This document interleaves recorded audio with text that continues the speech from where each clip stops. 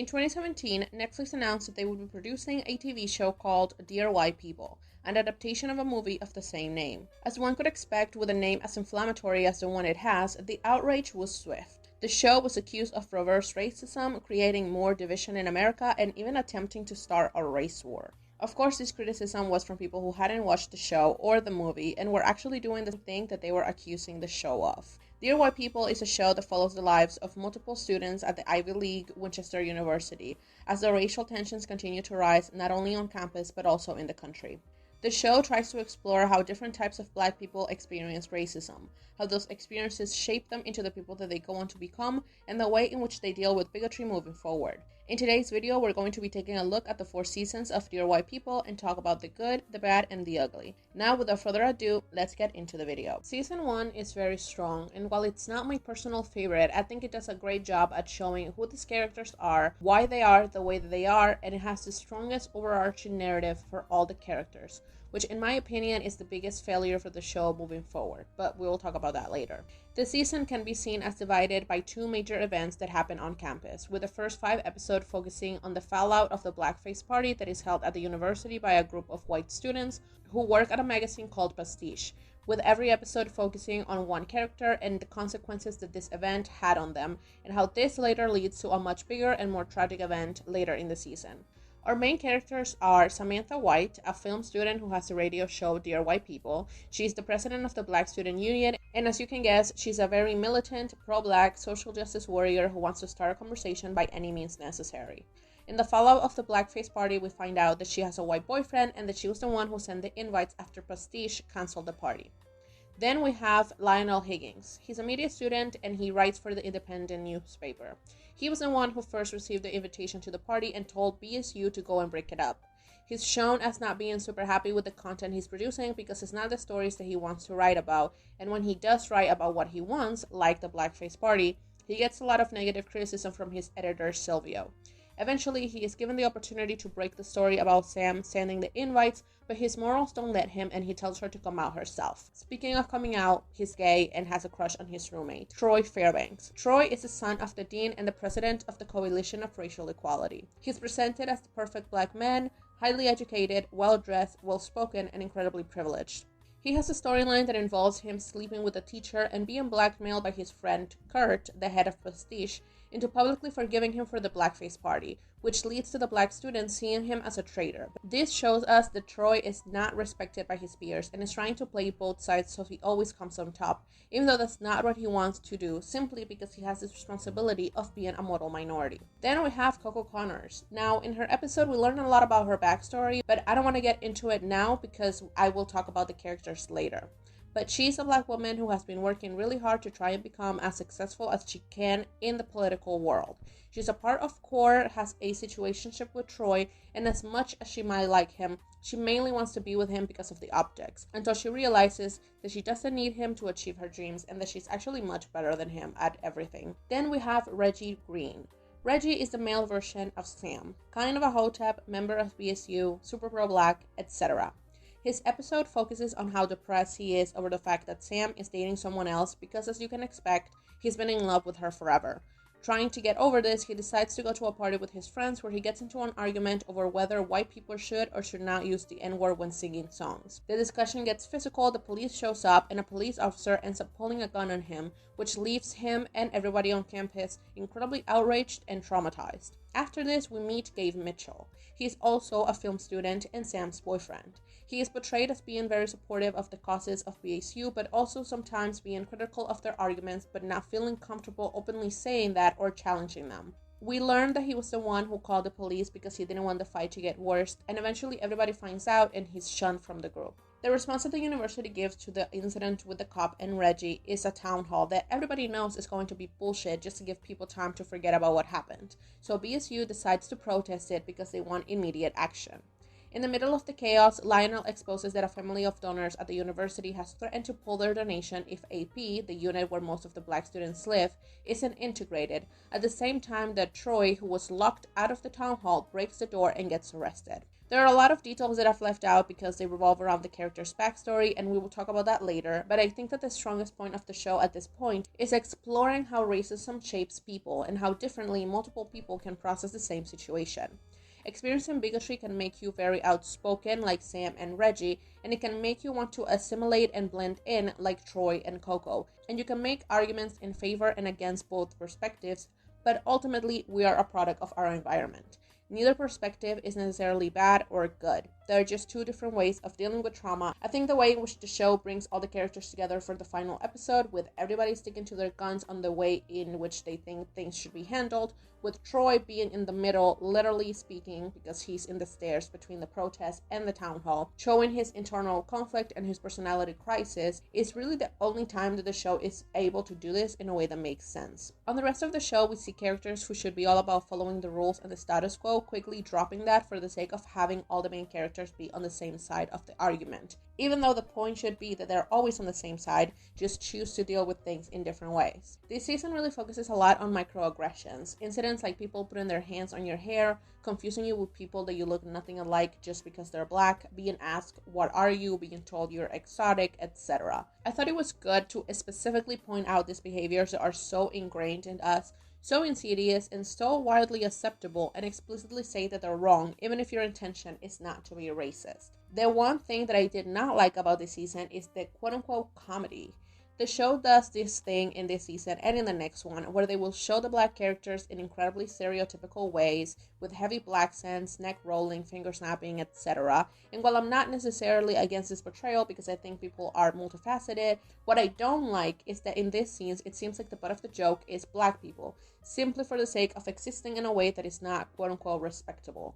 These scenes are especially annoying when the characters make reasonable points about bigotry in all its forms, and it's presented as if they're crazy or doing too much for saying the things that they say. I didn't really like those scenes, and it made me kind of uncomfortable. It felt like we were laughing at black people for being black and caring about racism, which made me even more uncomfortable because I don't think that was the vibe that this show was going for. Season 2 is my personal favorite because it specifically focuses on character development. The individual episodes deal more with individual storylines, unlike the previous season where yes, we were following a different character each episode, but with the exception of episode 3, those episodes focus primarily in how each individual character was tied to the overall storyline, while here, the overarching story is more of an afterthought, which is good since we get to know more about the characters, but it's bad because it leads to the ending of the show feeling rushed and meaningless. The characters that have the best episodes this season are Reggie, Coco, Lionel, and Gabe, even though his episode is really about Samantha. Starting with Coco, after her breakup with Troy and everything that happened at the town hall, she's more popular than ever with the white students who end up having to move into AP because there was a fire at their building.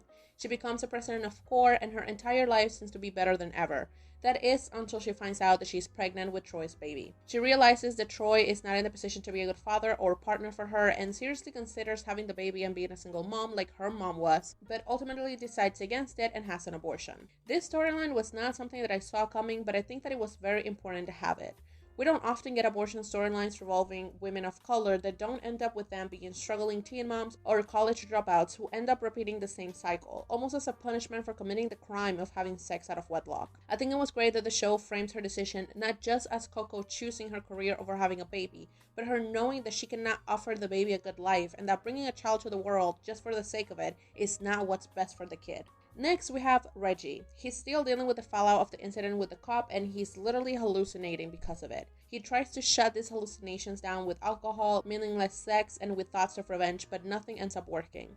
At the end, he has a conversation with Troy's dad and decides to work with Gabe on the documentary that he's doing and finally talk about what happened to him without pretending that he's okay with it. I'm really glad that the show didn't just move on from the incident as if it never happened. A different show would have just used it as a means to an end and then drop it, but I'm glad that it was brought up again. What happened to him was a near-death experience, and afterwards he has to deal with people who blame him for it and see him as the aggressor in the situation. He also has to deal with pity from others, with feelings of not being good enough because of the way he reacted, and being frustrated that he has to sit and wait for the administration to resolve things because there is nothing that he can do, but ultimately trying to come to terms with what happened and try to use it to help others. Lastly, we have Lionel. He has to deal with the fallout of his speech at the end of the last season, which leads to the Independent getting shut down because the Hancocks were the ones funding it.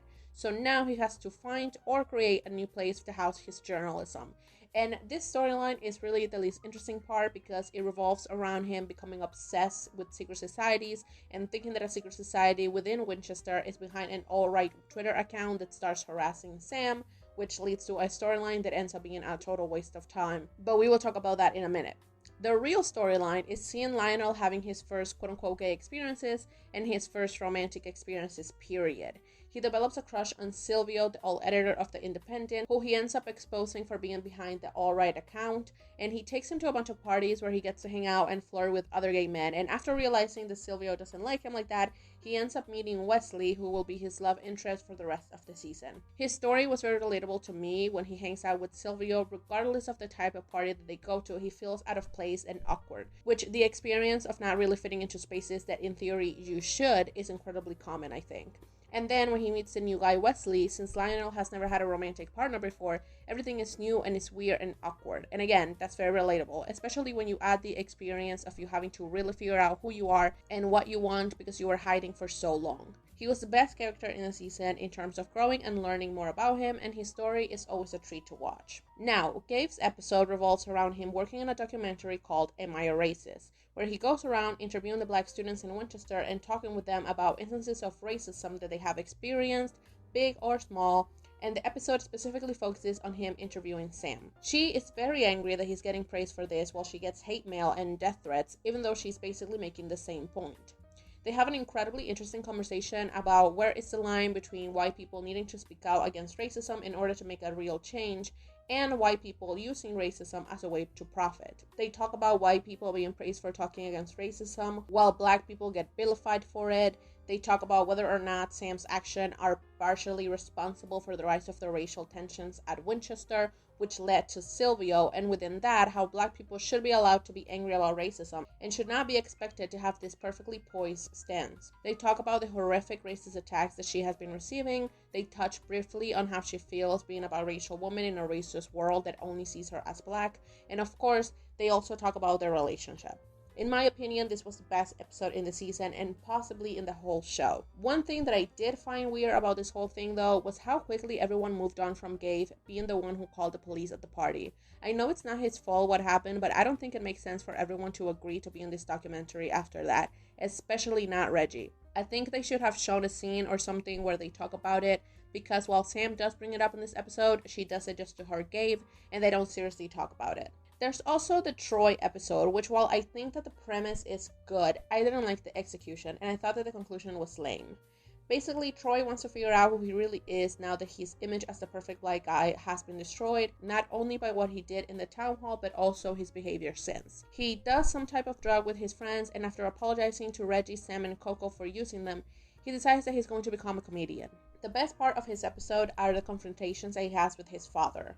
First, his dad and some other people tell him how important it is for black people to be legacies at the school and how important it is for him to hold positions of actual power like the presidency of AP House. But later on the episode, after the drugs and everything, he tells his dad that he feels like he's been using him to achieve what he couldn't and that he just wants to be himself now. That's the most interesting part of the episode because seeing someone who has been groomed to be basically the next Obama and has to deal with the weight of representing an entire group of people who don't even like him simply for the sake of having good representation when that's not what he wants to do is a very compelling story. However, I think that the episode should have had a more serious tone to it, or maybe he shouldn't have found his passion in comedy so quickly, having in mind that this interest has not been brought up until now and seemingly came out of nowhere. Maybe if there had been 2 episodes revolving around it, or if the episodes were longer, they would have had more time to properly develop the story without it feeling rushed. Which leads me to one of my problems with this season. While it's really good, I also think that it could have been great if not for the length of the season. Of course, this is not something that the showrunners or the writers can fix, and I think that they did the best they could with the time that they had, but if the season had more episodes or if the episodes were longer, I think that the storylines of characters like Sam, Troy, and Joelle would have been much better than they were. Joelle's episode revolves around her feeling like no matter what she does and no matter how hard she has tried all her life to be the best at everything, ever since she got to Winchester, she's been upstaged by Sam. This feeling, of course, is also tied to romantic interest, so after she meets a guy that is seemingly perfect, she's afraid of bringing him around Sam because according to her, every other guy she's met always acts like she doesn't exist the minute they meet Sam. Well, this time is different because the guy she's met is a hotep. The whole situation with him ends up badly because she doesn't like hoteps, and the episode gives a start to her relationship with Reggie. This is a storyline they would have benefited from a longer episode or from Joelle having 2 episodes because I feel like they dropped the ball when it came to addressing colorism.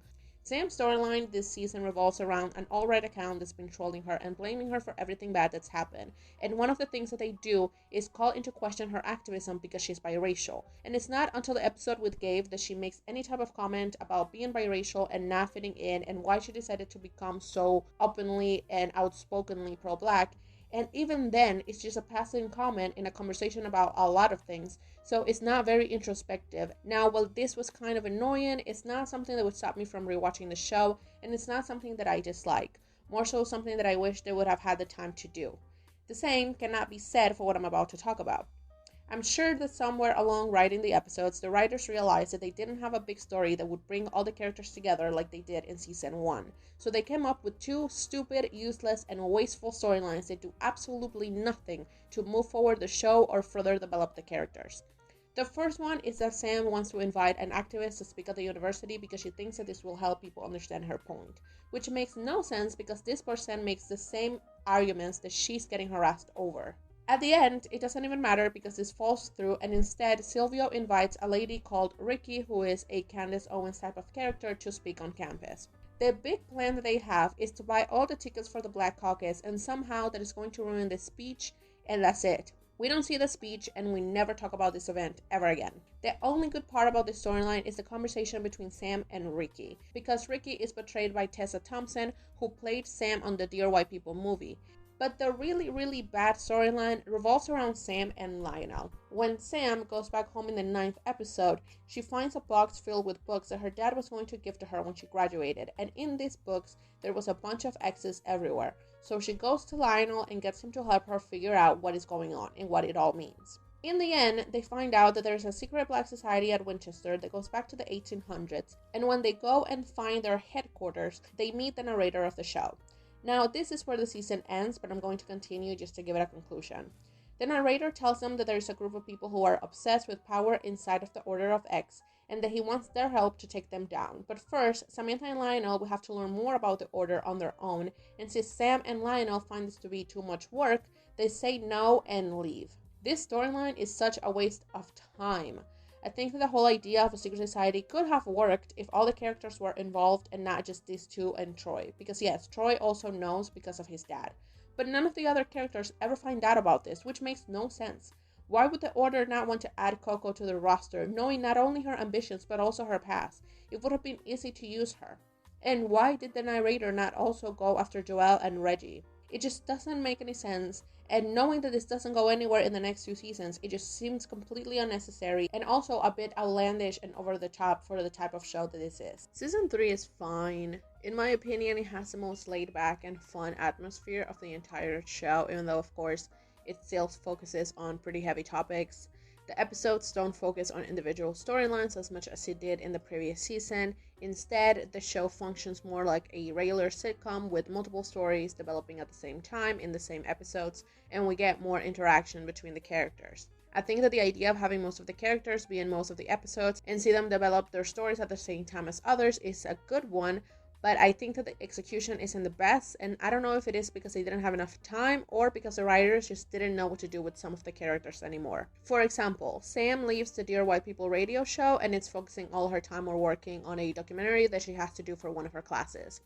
That's it. That's the whole storyline. I understand why after everything that happened she would feel the need to step away from the show and even from activism in general, but we don't get to see that on this season. They don't talk about the whole alt-right account at all, and I think that after how outspoken she was in season 1, we should definitely have gotten more conversations revolving around how all the harassment she received became too much for her. The same thing happened with Joelle. Her episode is all about Reggie. He pushes her to make the relationship public, and afterwards immediately starts to act super weird and dismissive of her and their relationship, and focuses all his time on playing video games and then on working on an app. He acts like the relationship being public is too much for him, but he was the one who pushed her to do it. And yes, we do see her being annoyed by what's going on, but most of the episode focuses on Reggie and the app thing, and it doesn't really go into how she feels about what's happening, and they don't even talk about his sudden change of attitude. Also in this episode, she turns down Rashid, who has a crush on her, and that ends their friendship, so there is that. Troy's episode revolves around him joining Pastiche and wanting to oust Kurt after he edits his sketch into something different. This doesn't work, and Troy ends up starting his own magazine.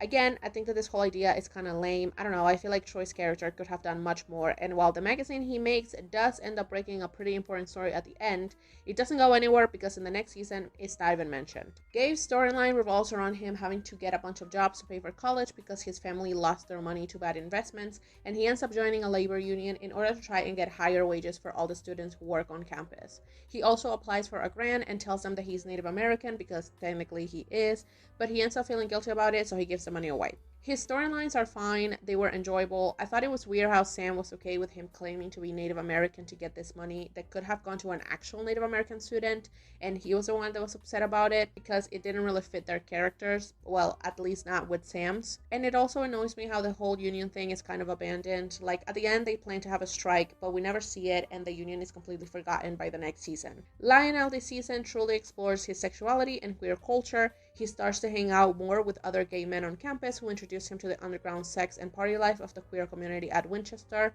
They also introduce him to other aspects of queer culture like ballrooms, drag queens, and slang. In regards to his sexuality, when he goes back home for the summer before the show starts, he has a bunch of sex with a bunch of people, but ultimately realizes that he wants to have a boyfriend, which he finds in Michael.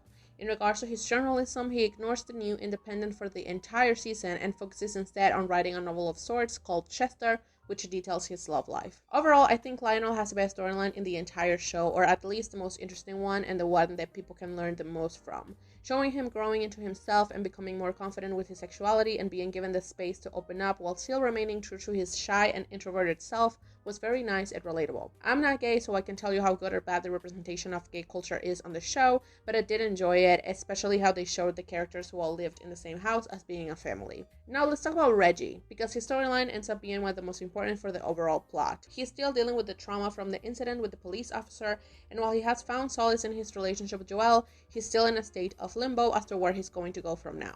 He meets a new professor called Moses Brown who bonds with him over also allegedly having had an incident with the police, which according to him is the reason why he stopped teaching at Winchester in the first place, and they end up trauma bonding. Not only that, but Moses is also a Silicon Valley guy, and he gives Reggie the opportunity to work on his new app, so Reggie starts to ignore everyone and focuses all his time and energy on the app and on Moses, seeing him as sort of an idol and worshipping him. Again, like I said in the previous season recap, I'm glad that his trauma was not just thrown to the side, and especially having in mind that his relationship with Joelle is made official in this season, I'm glad that they did not portray it as a love fixing him situation, and showed that regardless of how much he loves her and his friends, that doesn't make his trauma go away. Still, I didn't like the way he treated her and that we don't spend any significant amount of time on how she's feeling and being hurt by his behavior. As for Coco, in this season we see her further working towards her dreams. She wants to do an internship in France and she needs a letter of recommendation. She tries to get it on her own merit but to no avail, so she ends up accepting help from her friend Muffy, who tells her that she can get her mom to get her the letter. However, Coco's mom shows up and embarrasses her, which leads to her getting mad at her mom. She then apologizes to her and realizes that she shouldn't be ashamed of who she is and where she comes from. She ends up getting the letter from Muffy after she helps her with the situation that we will talk about later, but this isn't enough and she doesn't get in. This was the second time in the show that we see Coco failing at something. The first time she doesn't get into some sort of prestigious club, but Muffy, who is much less qualified than her, does. And I think that it's very realistic to show that when you are in a situation where you are most definitely the underdog to people who aren't necessarily better than you at something, but have the money and the influence required to obtain what you want, it doesn't matter how hard you work, your chances of getting it are still low. Brooke is also added to the main cast. Her story revolves around her trying to explore her sexuality with Kelsey and ultimately using her to figure out that she is not gay, and also ignoring her because she doesn't want to confront her after the matter. I didn't care about this. Brooke is funny, but that's it. At the end of the show, everyone is brought together by the fact that Muffy accuses Moses of sexual assault. When she tells Coco about this, Brooke overhears her and tries to push her to come out. Muffy doesn't want to speak to her and eventually recounts her story, saying that she must have remembered it wrong. Brooke doesn't believe this, so she keeps pushing, and after being accepted to Troy's new magazine and Coco telling them to go for it without mentioning Muffy, they make the magazine's first issue an expose on Moses, and Sam also makes her documentary about the situation.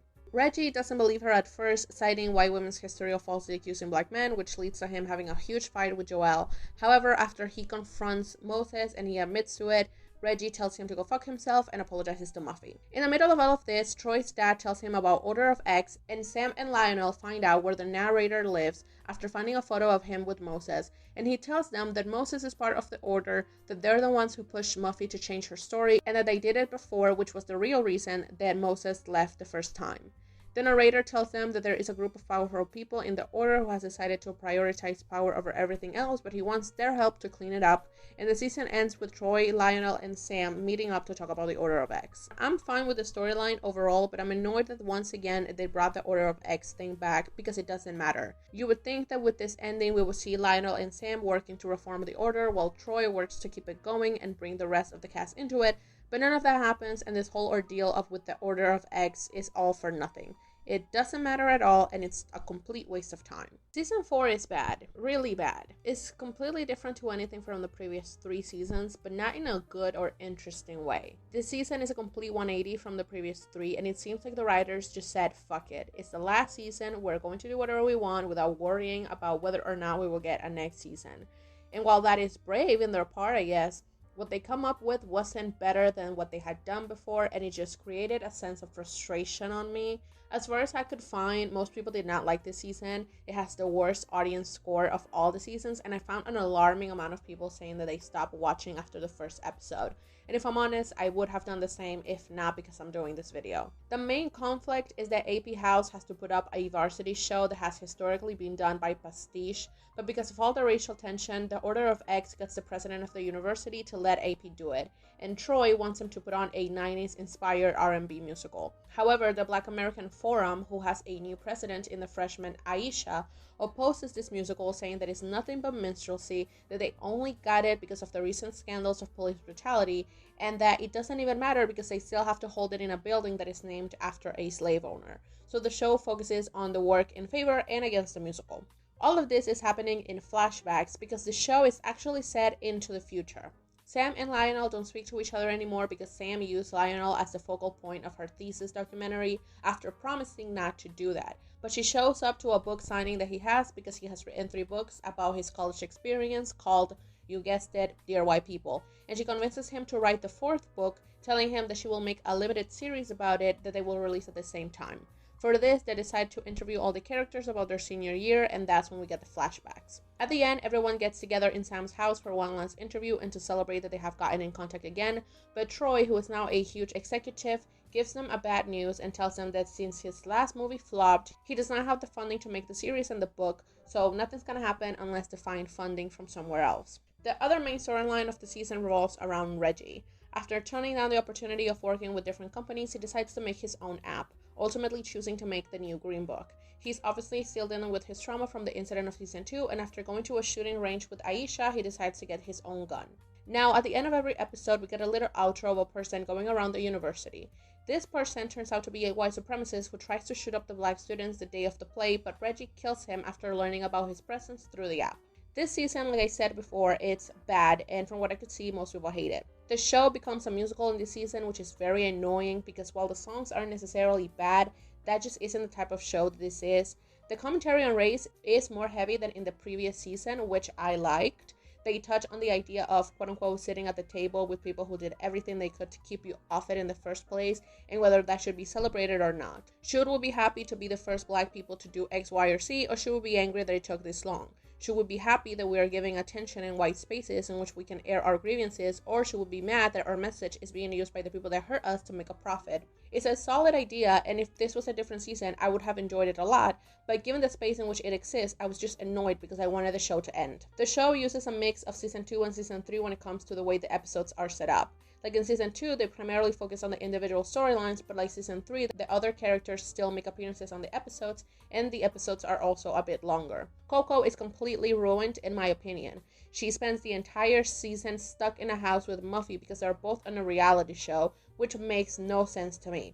I just don't think that the Coco of the previous seasons would have ever considered doing reality TV. In this storyline, they briefly touch on how hard it is for Black women to express any emotion without people putting a negative label on it, and how reality shows in particular will put two Black women on their shows and then pit them against one another, but much like with everything else this season, is surface level. Troy's storyline, of course, revolves around him wanting to put on the varsity show, but his mom is also brought into his life after God knows how many years without seeing her.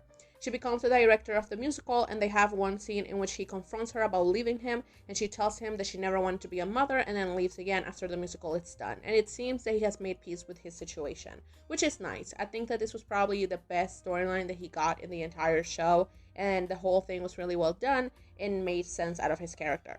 Lionel's and Joelle's storyline revolve around their relationship. In the case of Lionel, at least, he gets interesting commentary about the Black queer community, but Joelle doesn't get anything. She is doing everything in her power to be as perfect as possible, but they don't try to figure out what is her motivation other than wanting to be successful. And going by her episode in season 2, we know that her motivation is tied to colorism and how much harder dark-skinned Black women have to work in order to be considered for anything in comparison to their lighter-skinned counterparts, even if she's not doing so consciously.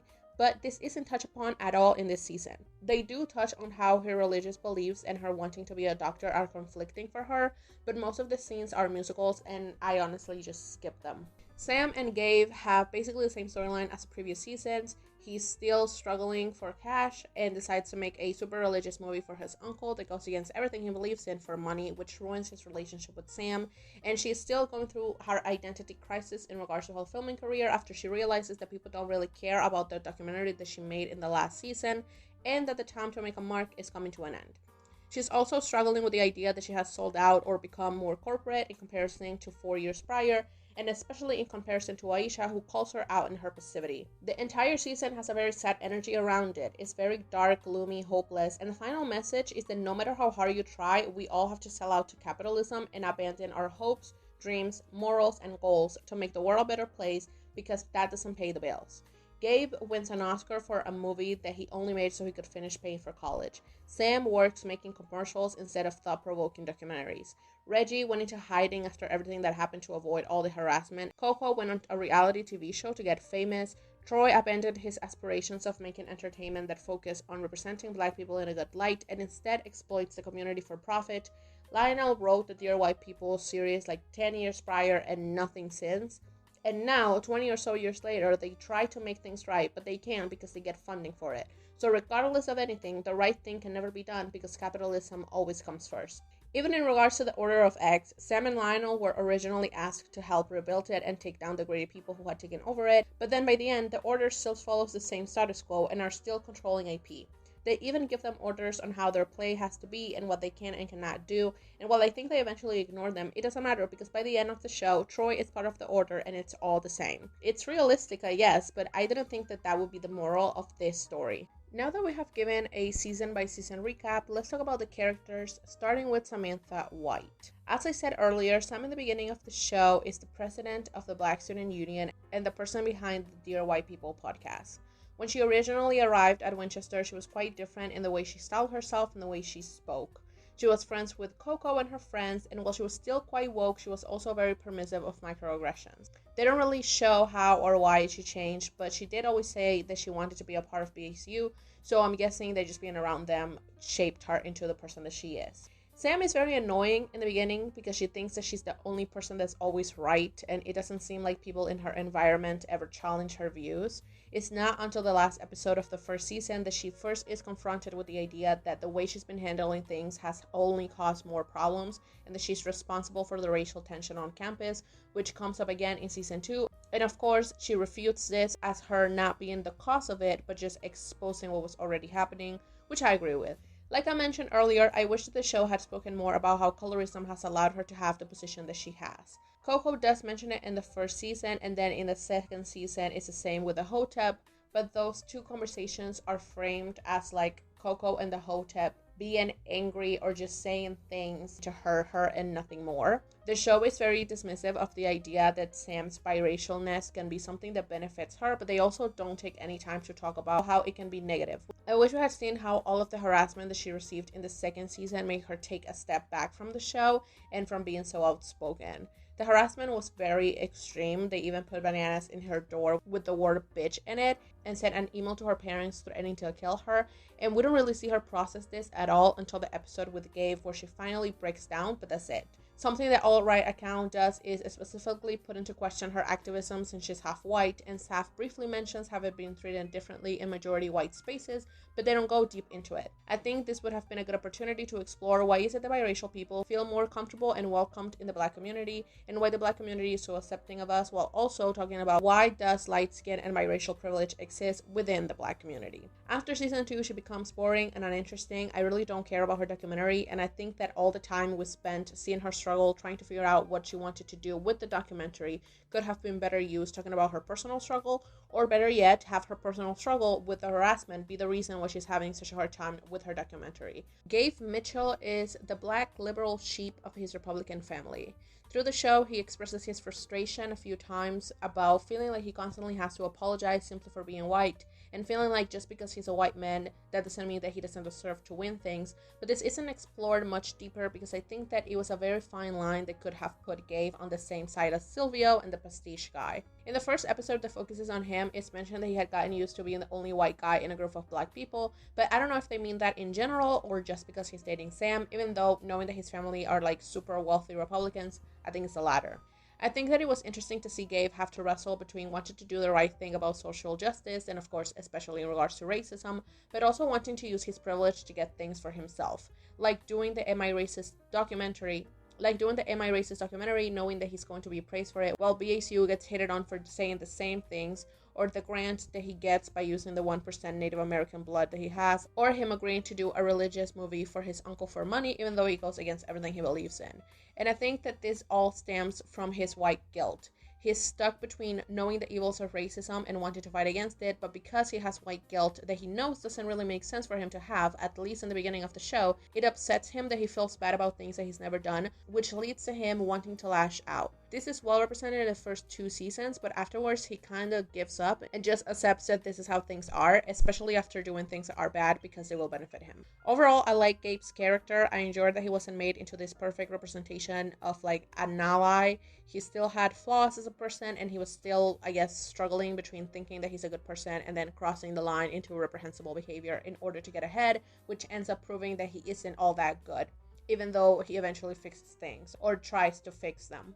I think the show did a really good job at keeping him interesting. I do wish that we had gotten more backstory, but I understand now wanting to make the show about Black people dealing with racism all about the white guy. Reggie Green is another character that we don't know much about in regards to his backstory, which is surprising since his storylines are what leads to the big reveals and actions of every season.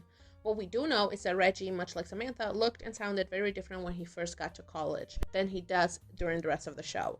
I initially assumed that this was because maybe his parents were able to raise him in an environment where he was very sheltered from bigotry, and after experiencing racism in college, he decided to become more outspoken, as well as after hanging out with BACU, but then we learned that his dad is a former Black Panther, so I don't know. I don't have much to say about Reggie. I really like that the show didn't make his trauma a one-time thing just for the sake of having a big moment and actually followed up with it throughout the show, and they showed that healing is not a linear thing. You don't get fixed from your trauma just because you have friends or partners or a project that you're really passionate about. There's a conversation that he has with Troy's dad where he almost dismisses what happened by saying that it's not like he got shot, and Troy's dad tells him that the worst thing he could do is try to make it seem like this is normal or okay in any way. And I think that those were important comments to make because so often victims blame themselves or try to rationalize what happened to them in order to try and move on from it, but they only just end up hurting themselves even more. The one thing I hated about Reggie was how he treated his relationship with Joelle.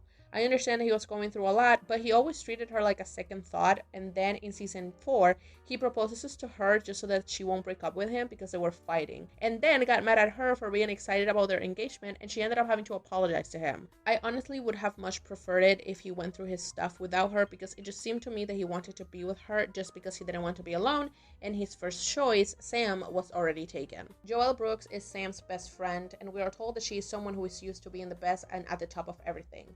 That was, of course, until she got to Winchester and met Sam. Now, this is shown as being something that really annoys her and makes her feel conflicted, but unfortunately, we don't ever focus on this for any significant amount of time because all her episodes revolve around her relationship with Reggie, with the exception of season 4, which focuses on her exploring her religion in regards to her medical career. Like I mentioned before, the show dismisses colorism multiple times, so it's obvious that is not an issue that the writers care about, or maybe they don't even think it's real, which is really annoying. They had the opportunity to go deep into how much harder dark-skinned black women have to work in order to get things in comparison to their light counterparts and their biracial counterparts, and they're not even allowed to express these emotions without being called bitter or angry. I think a better way to deal with this topic would have been to have the Hotep from season 2 get to Joelle with his ideology and have her confront Sam about biracial and light skin privilege. Of course, they would make up by the end of the story, but it would have been nice to see what the show has to say about colorism because it is a real and important problem, and I really wish the show didn't just dismiss it. Her relationship with Reggie was definitely struggle love. She was always chasing after him, basically begging him for attention and having to constantly walk on eggshells around him just for him to treat her with like the most basic level of love and respect. And like I mentioned before, I'm not going to forgive the writers for making her apologize to him. Overall, I think Joelle was a character that deserved way better than what she got. Troy Fairbanks is the son of the dean of the university and has been groomed by his father to be the embodiment of a respectable black person. He's set to enter the political stage and be a good representative of a black man, not only because his father wants him to have power, but also because he thinks that this will shield him from racism, at least overt racism. Troy is, in my opinion, the most wasted character of the entire show. He's someone who is basically playing both sides in order to get to the top because he doesn't know who he is. He is little more than a puppet who doesn't know what to do outside of this character of the perfect person that he's been playing in all his life. And when he finally decides to break the shell and do something that he wants to because he thinks that is the right thing, it leads to him becoming a comedian. I really wish that we had seen more of his journey into finding out who he truly is and that it hadn't been condensed into a single day and night. This is a guy who has been cosplaying for 20 years and who has no one's respect, especially not that of other black students on campus. Everyone thinks he's a liar and a joke, especially after he publicly forgives Kurt for the blackface party, something that he does so that his affair with his teacher doesn't get out. Everything he does for his own good and nothing more. And his big realization after coming to terms with everything and apologizing to everyone is that he should join Pastiche, the same publication that threw the blackface party. I really don't think that Troy's stupid enough to not think that he was going to be used as a get-out-of-racist jail-free card, something that the university had already done by making him student body president after the blackface party. That was just a dumb decision, and how did he even come to the conclusion that he wanted to be a comedian? That is never brought up as an affinity he has, not even once before his episode in season 2. So how is it that he got there? What was the mindset? He was high when he made the decision, so that is that, but the whole thing feels very lazy. There was just so much more that could have been done and interesting ways to criticize and view the idea of respectability politics that the whole storyline felt like a huge letdown. Coco Conners is the daughter of a single mom from the south side of Chicago who got the one-in-a-lifetime opportunity of having access to private education.